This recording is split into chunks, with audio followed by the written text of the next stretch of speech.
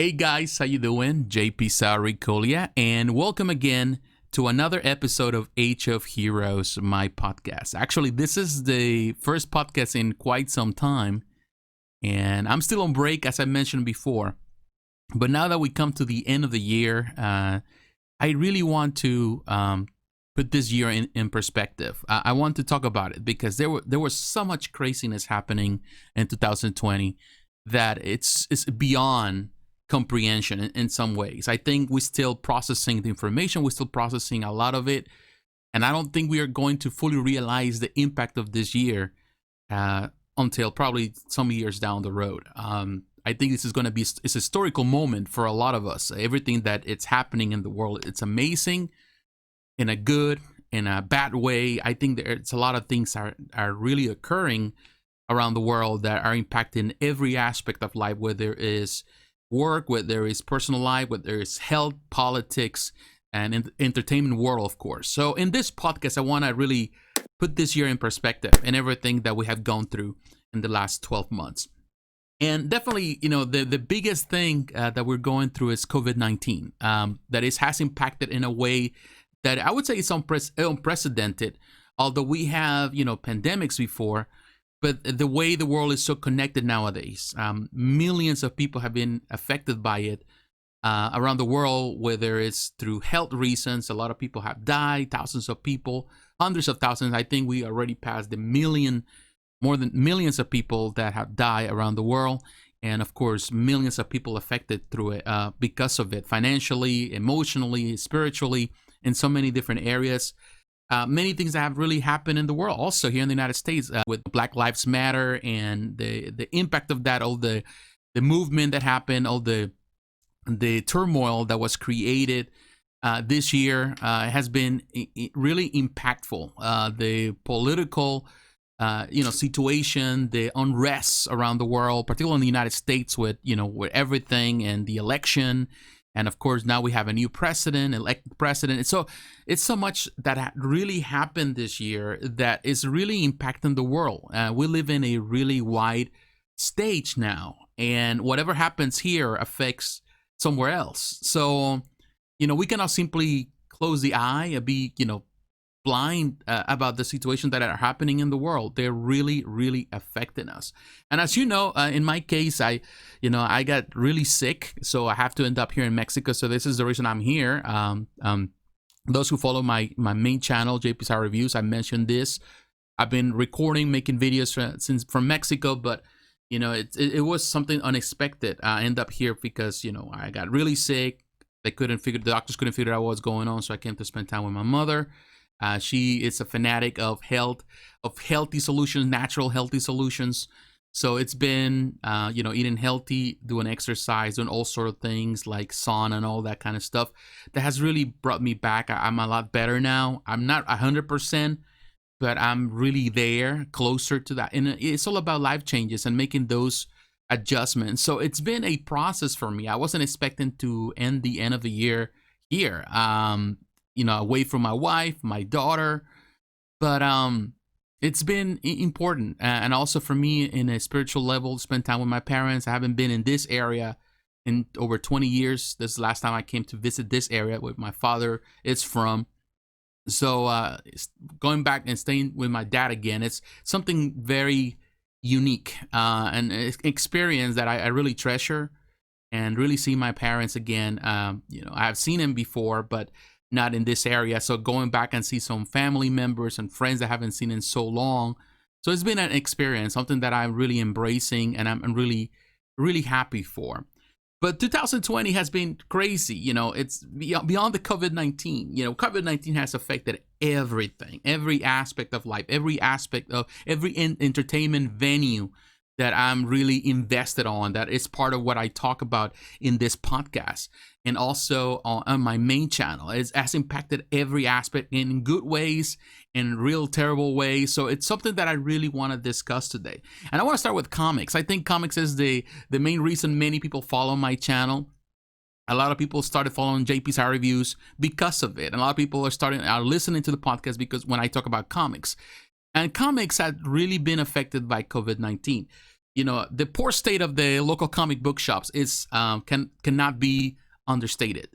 There's so much that is happening, affecting a lot of comic book shops as we know them, to the point that some have closed doors. Some comic book shops that were open for many years, that were staples of their communities, they're completely shut down. They couldn't just continue paying the bills. They have to go on a different route, and it's really sad. They were already struggling, and the fact that all of this brought more salt to the wound has really changed the way we are approaching comics. It's something that I've talked about it in the podcast before. It's something that it's really sad at the condition of it. They're really juggling so many different things in the comic book shops in order to stay afloat, but the damage is there. It's real. We also know that, this year we have the struggles between Marvel and DC, the struggles that they have with distribution, with Diamond distributors. Of course, comic book shops are closed. Diamond couldn't just fulfill orders. So it was craziness back and forth in social media, people defending Diamond, people defending Marvel and DC going in different routes, Marvel also trying new things, and also the rise of the digital market. Although, the digital market has been there, but there's other venues where things are going. Also, the increase, the explosion, you can call it that, of the insatiable demand of collected editions. It is amazing. I never seen this before. Before you can go to places like In Stock Trade, cheap graphic novels, and purchase a lot of these collected editions easily without a problem. When they come out, there was no craziness going around them. There was plenty of time for you to get some of these collections. Now it's a total different thing, to the point where things are hitting the market right as soon as they get there. The day that they release for pre-order, that day they sell out. Everything is sold out, and it's just amazing. I never seen this before, and things pretty much out of print right away. And of course, many of the stuff comes from China. Many of the publishers of the printers were the companies that Marvel and DC have employed are in the printers. The printing companies are based in China, some are in Canada, in Turkey. So all these restrictions, travel restrictions, and all the shipping things and everything has really been affected to the point that sometimes they don't get full orders. So everything is selling so quick. I never seen that. And of course, Marvel and DC are ramping up the production of omnibuses and hardcover collections, epic collections, all of that. It's just, you see the list of stuff that is coming. It's amazing, and has grown in a way that I never seen before. So it's growing. People are at home.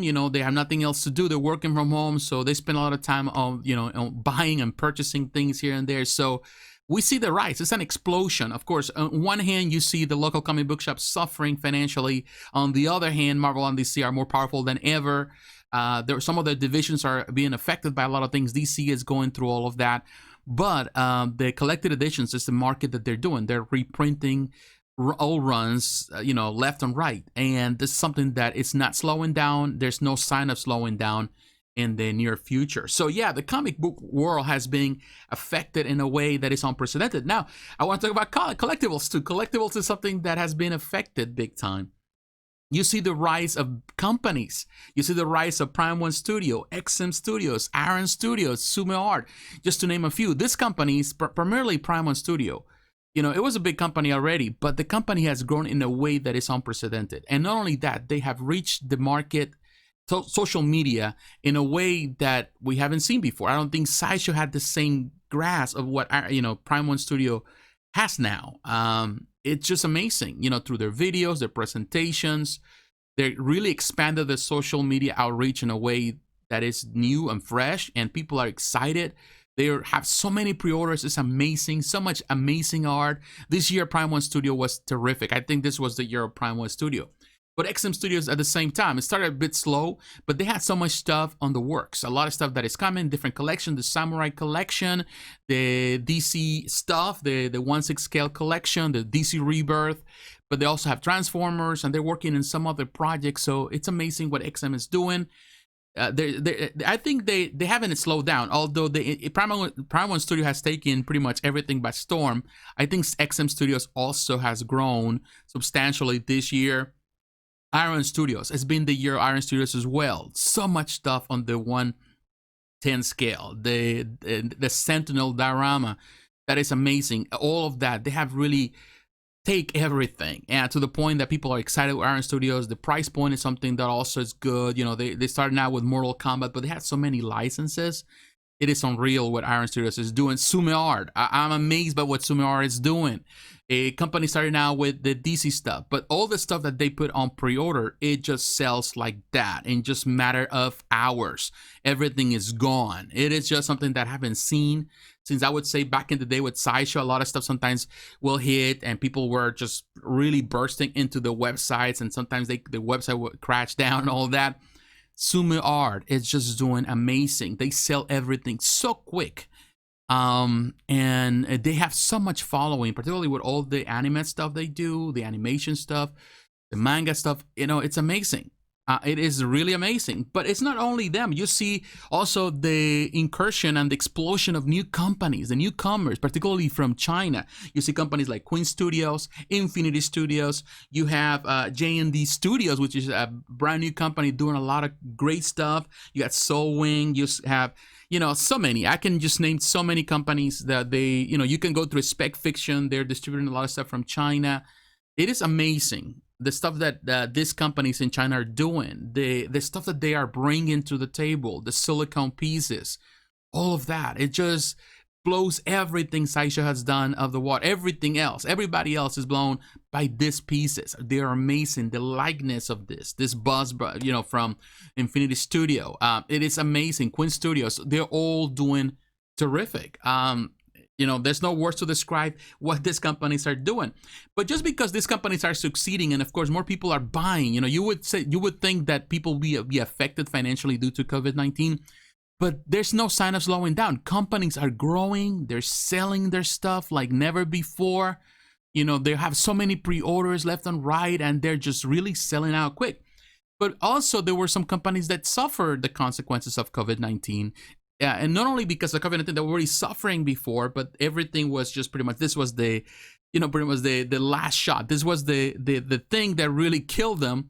You see DC Direct, DC Collectibles went, you know, out of business. A company that was a staple of the industry for many, many years. Also great prices and great quality. You know, some stuff was not as good, but a lot of stuff was unique and just DC. Well, that's out of business. You know, in this case, DC decided just to shut that Warner Bros. Decided to shut down that aspect of it, which was really sad. And, you know, for a lot of us that have grown, you know, buying the toys and also buying the statues and collectibles produced by DC. But also you see other companies that also have suffered. You see Chronicle Collectibles that in October, they sent a memo to all the, you know, through social media where they were struggling financially. They were already struggling financially. And I think they're still in the process of trying to reshape the company, and a lot of stuff, you know, all the pre-orders they have, a lot of stuff they have for different franchises, they pretty much close those pre-orders. But still, we haven't heard anything. I have limited myself to talk about more about Chronicle Collectibles on my channel because I don't know. We don't know if it's just momentarily.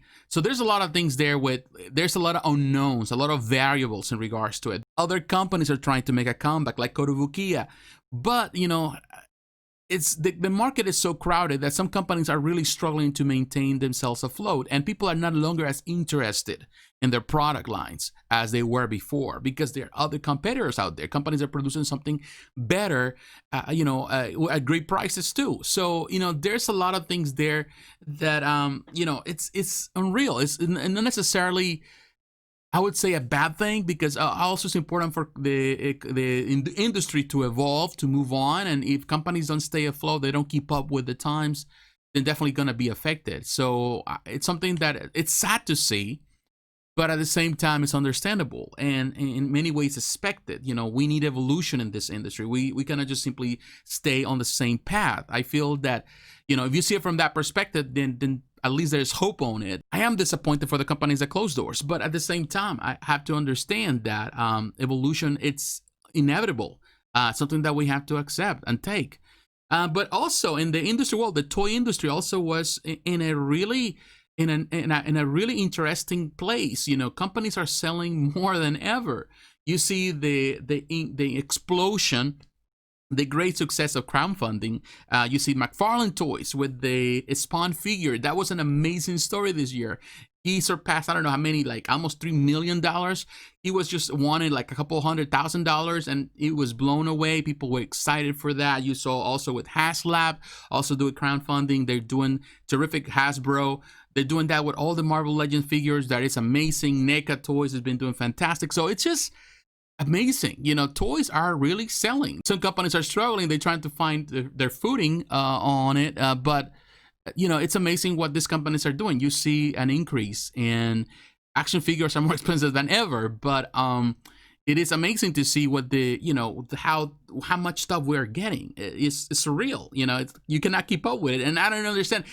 Part of me doesn't understand why, because a lot of people are out of work, but at the same time, people are buying left and right.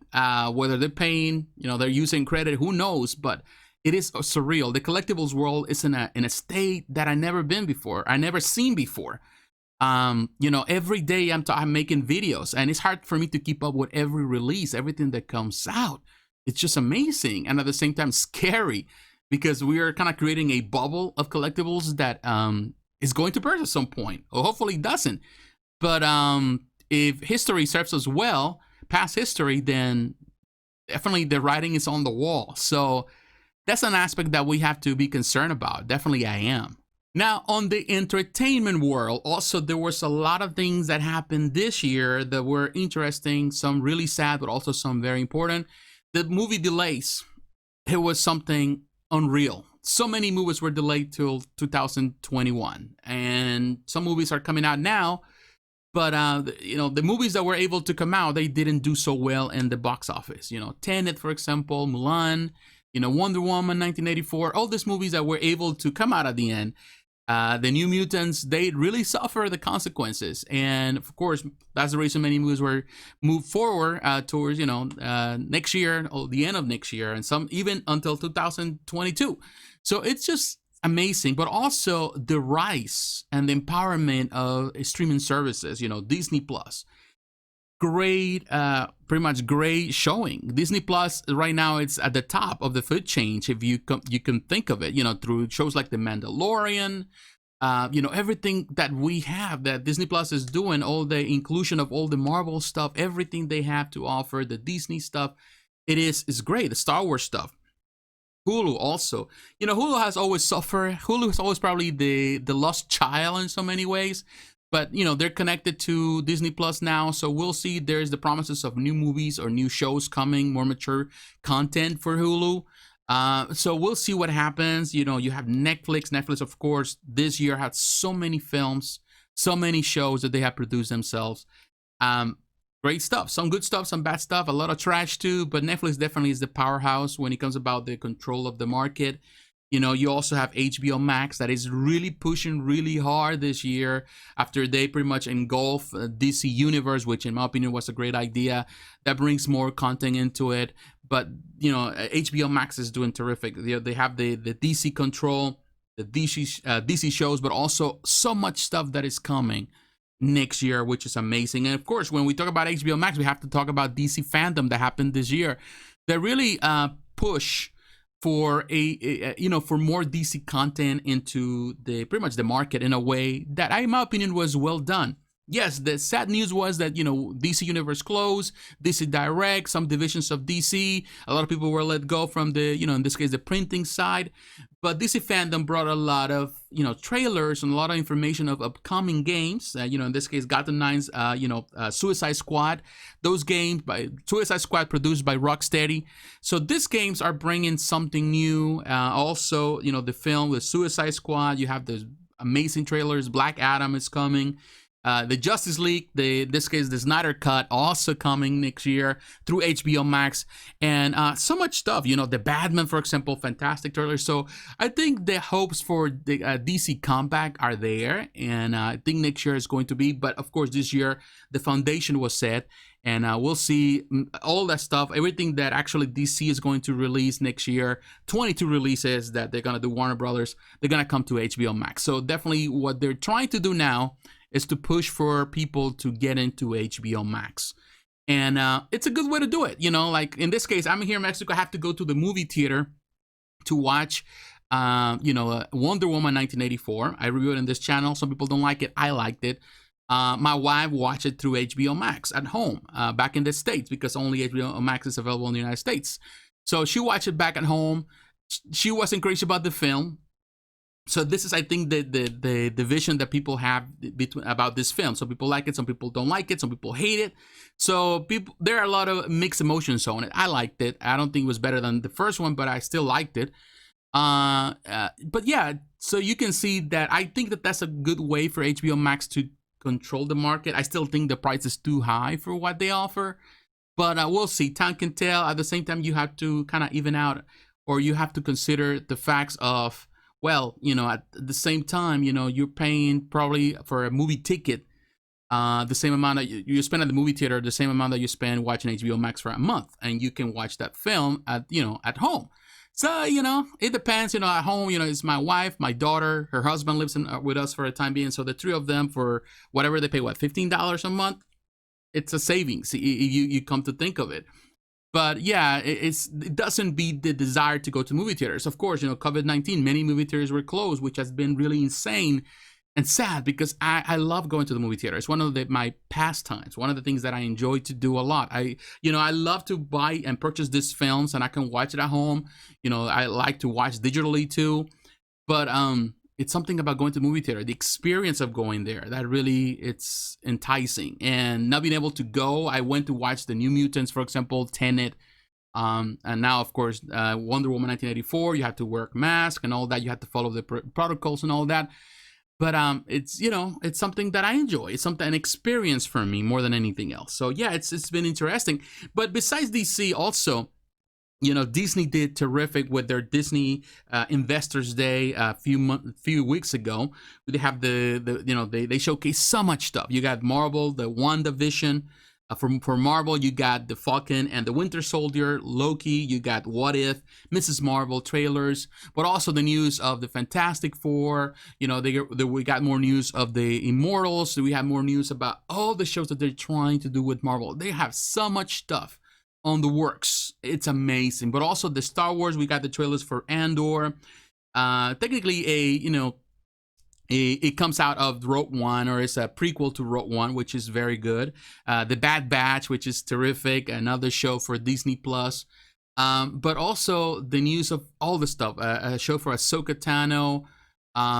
So much stuff. It's amazing. So many variations. They have so much stuff for Star Wars. It's amazing just to think of it. So many shows are gonna come to Disney Plus, but also so many movies that they're gonna produce. So it is amazing. If you're a fan right now, entertainment, it's suffering. Of course, movie theaters are the ones that have suffered, particularly small movie theaters.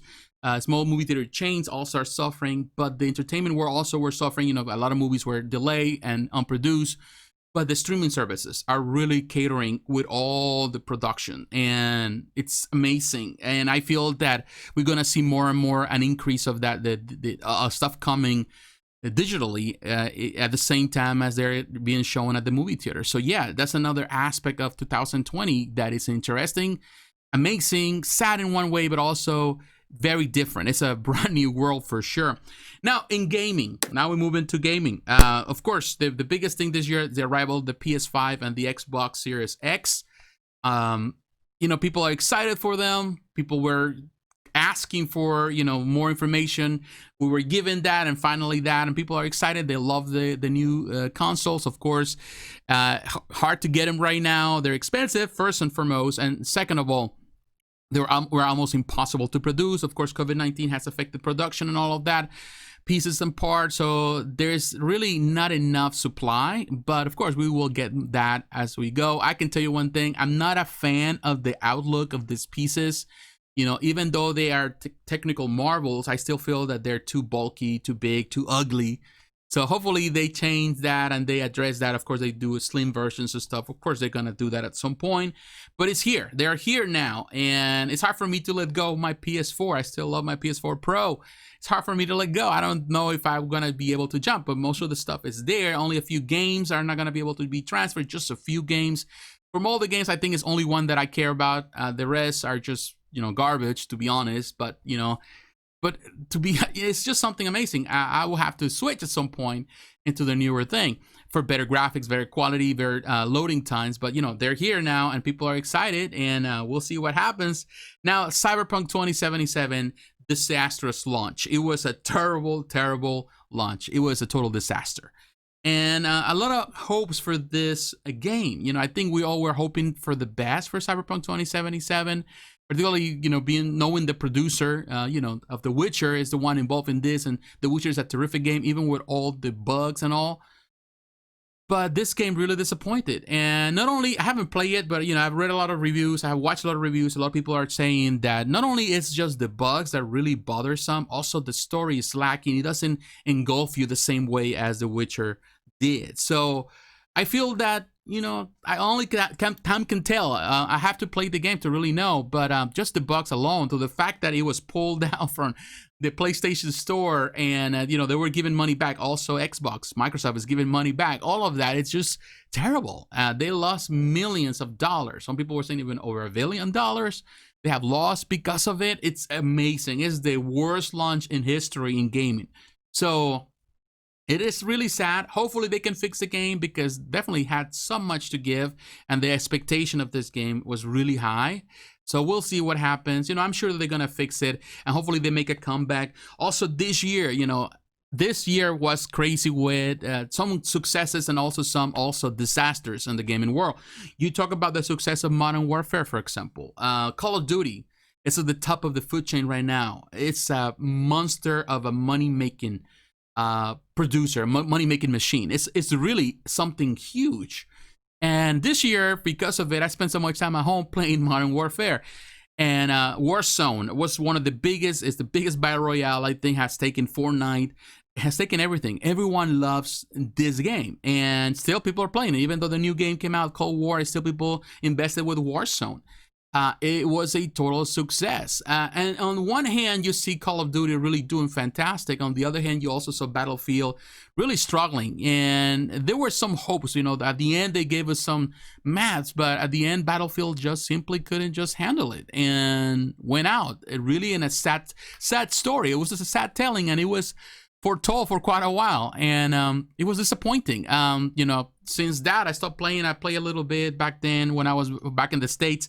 But, I was disappointed with the game, disappointed with the turn that in the end, DICE and, EA decided to move on instead of just sticking with it. And also the comeback of Battlefront 2. Battlefront was it wasn't a terrible state when it started, but the devs at DICE, they really did a terrific job. Of course, now they're moving into the next gen. The same with Battlefield. It moved into the Battlefield 6. So the hope for Battlefront 3 is there, but also there's talks about other games coming from Star Wars. So they're developing other stuff. So all the energy is put into the new stuff and the new consoles, the new hardware. So, but yeah, it's been interesting. But besides that, also we have to remember GameStop. The struggles of GameStop this year has been really sad to see. A lot of people don't like GameStop. A lot of people hate GameStop. I have no problem with GameStop. My experience has never been bad with the company. So, at the same time, I know some people move on into, we're going into digital, but also the death of GameStop means the death of physical copies more and more. Yes, we have some small stores, front stores around the country, around the world, where you can buy this stuff. But a big company as GameStop kind of makes this mainstream. And without them, the only options are going to Walmart, Target, all those places to buy this type of games and copies. But without them, it really gives more power to in this case, Sony, to Microsoft, to them just to simply release stuff digitally, which means more storage, which means that you have to have bigger hard drives and all of that, which in the end, you really don't own it per se. Yeah, you own the, in this case, what it's inside the hard drive, you save it, but if you lose it at some point and there's no way to re-download the stuff, and that happened before, through different services, then definitely you're out of luck. So a lot of people, I think this is a valid point of the physical market versus the digital market. And that goes across the board, whether it's in music and film, comics, all of that. So yeah, that's been something that, you go to GameStop, they're trying to make a comeback. They're working, they have invested. Reggie from Nintendo, the former head of Nintendo America, is now working with them. So it's just a lot of things that this year has brought, and I hope for GameStop to continue on. I know that it's not forever. I don't know how many years they can stay in the business and they can adapt, but time can tell. Only time can tell.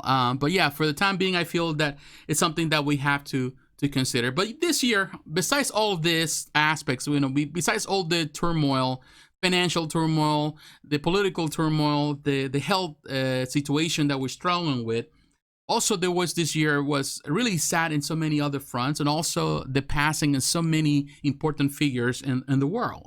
When you talk about in the comics, for example, the passing of Joe Sennett, the passing of Dennis O'Neil, those are really stars of the comic book world. Yes, some people might not even know them, but if you are familiar with in this case, with the Golden Age, the Silver Age, the Bronze Age, these are pillars of the comic book world, and their passing was also sad, among many others that passed away. Also in the cinema world, you have the passing of Chadwick Boseman. That was really heartfelt. I talk about it here in the podcast, if I'm not mistaken. I talk on my channel about it. Sean Connery, a star that we always admired, James Bond, to us a real James Bond. Kirk Douglas, terrific star in Hollywood. Brian Dennehy, also. Honor Blackman. If you don't know who Honor Blackman, of course, you have to think about the Avengers. Kathy Gale and Pussy Galore, also in the Bond films. David Prowse, who actually personified Darth Vader and the original Star Wars trilogy. Jeremy Bulloch, who also personified Boba Fett in the original trilogy, the passing. But so many actors and actresses passed this year, many of them due to COVID-19 related issues. Also, in the music world, you have the passing of Eddie Van Halen, Little Richard, Bill Withers, Kenny Rogers, among many other musicians and important people in the music world. So yeah, that was really heartfelt. In the sports world, you have the passing that was really, really heartfelt, the way it happened. Kobe Bryant and his daughter, Gianna Bryant. A lot of people really felt that one. Most recently, Diego Armando Maradona. For those who are lovers of soccer, yes, in the last days of his life, he was not really the example of a good example to follow. But he was a star. I remember as a kid in the 80s, and while I was back in Mexico as a kid, here in Mexico, I was at, we watched the World Cup, was it 1985, 1984, I don't remember, World Cup. And he was actually, he took that, pretty much the cup for his country, for Argentina. And he was a star. All the kids love him. Even here in Mexico, he was a star. There was no one like him to play soccer. And he's always going to be remembered as one of the best players. Yes, he did a lot of crazy stuff, due to drugs, due to a poor lifestyle that he followed in the aftermath of that. But, we can always remember the best of Maradona, which was when he was playing soccer as a young man. But also in the politics and education, we have the loss of Judge Ruth Bader Ginsburg, architect Michael Sorkin, mathematician Katherine Johnson, and many other figures are so important. And I cannot really name everyone that really passed away this year. A lot of people passed away due to COVID-19. A lot of sad passing, some young people also, a lot of people that committed suicide. It's just something that happens every year. But I feel that this year it was more heartfelt due to COVID-19 because we are more now glued to our social media networks because, of course, there's nothing else to do besides just going to work, doing our work, staying home, and trying to stay healthy. So it's been an interesting year. This year in perspective has brought a lot to it. Now coming to the conclusion of the podcast today. Some good things, some bad things. I think the most important thing that we have to consider is that we are coming to the end, that we are healthy enough. I know many of you, probably you're listening, you have lost a loved one, you have seen painful things. A lot of things have happened this year that are really, really bad. Whether there is a business that didn't work out, whether there is a loss of your employment. I believe me, I've been through all of that. I had some type of job. I lost that job. Like I was doing some freelancing work. I lost those contracts due to COVID-19. Also, companies are going a different route, doing everything more internal. So everything that the YouTube channel didn't work out as well, hasn't worked out as well. So yeah, I've seen this financial struggle. Trying to go back to the workforce has been something that I've been struggling with. Also, I have too much experience.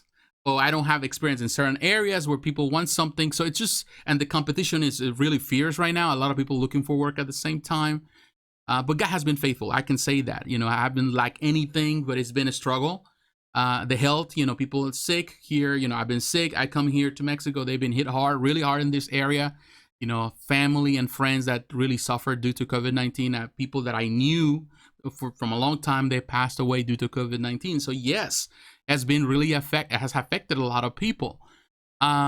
Spiritually also, a lot of people are struggling with depression, staying home, and it's something that we have to struggle with. A lot of things with life, with the things that we go through. So in many ways, it's been a crazy, very crazy year. But at the same time, I feel that we come to the end with a lot of hope and expectation. And I'm glad that we made it through. I'm glad that I made it through. I'm glad that I'm alive, that I'm going through things. And yes, there are struggles there. And yes, there are moments that I feel like I want to give up. But I feel happy that my family is okay. They're healthy, financially we're okay.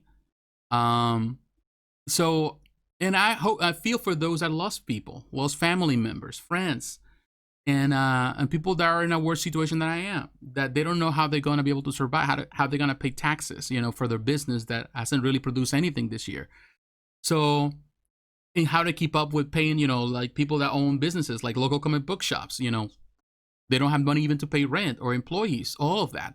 So it's a lot to consider. And sometimes we have a lot of good things happening this year. A lot of things that we can say, oh, it was fun.